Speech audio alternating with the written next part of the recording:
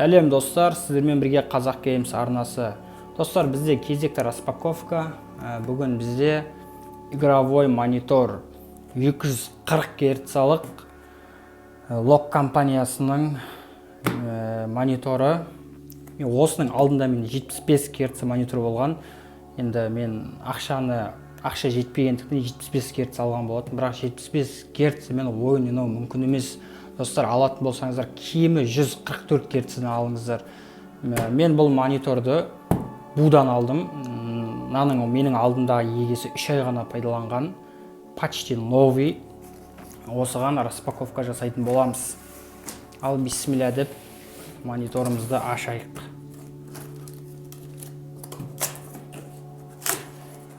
27 дюйм. Осыған дейін менде 24 дюймдік Санк деген китайский монитор болатын. Ол мониторды мен сатып жібердім. Міне орнына осыны алдым. Ал бисмилля, ашып көрейік. Ашу оңай болмайды сияқты.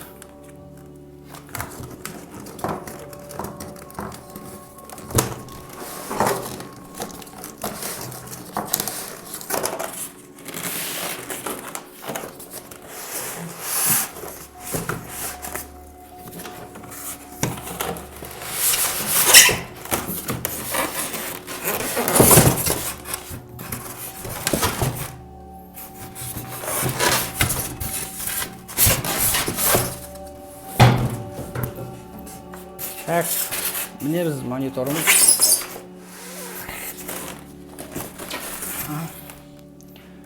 Мынау астына тірегіші осындай болады. Так, және мынау артқы тірегіші, бұл ауыр екен темір. Мынаның бұрынғы егесі Германиядан заказ беріп алдырған. Бұлай түсіп, жоғары төмен көтеріліп тұрады. Так, және бұның өзінің астындай блок питаниясы бар. Бөлек блок питаниясы. Так, және бізде міне маңызды дисплей порт.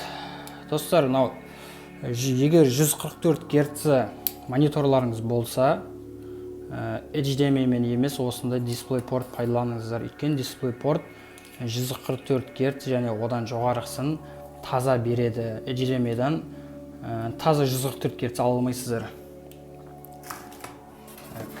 Бисмилля.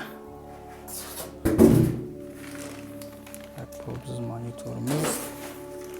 Арнайы дисклері. Ал бисмилля.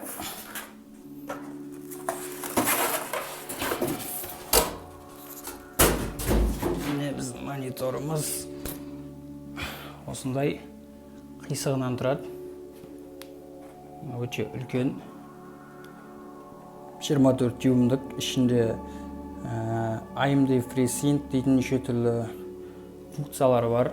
Игровой режим, неше түрлі режимге қойылады. Монитор осындай, достар. Не, достар, түрі осындай. Осылайынан құрастырған кезде осылайынан болып тұрады. Көтеріледі. Төбеге көтерсе осылайынан. Және бұл бұлай түседі. Және бұны бұлай төбеге бір сақтау болады осылайынан қылып.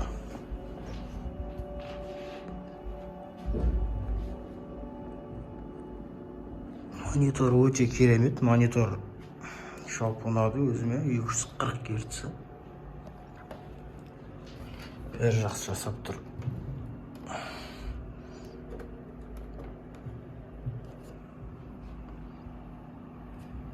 Достар, арнаға жазылып, комментария жазып, лайк басып, қолдау көрсетіп кетейік.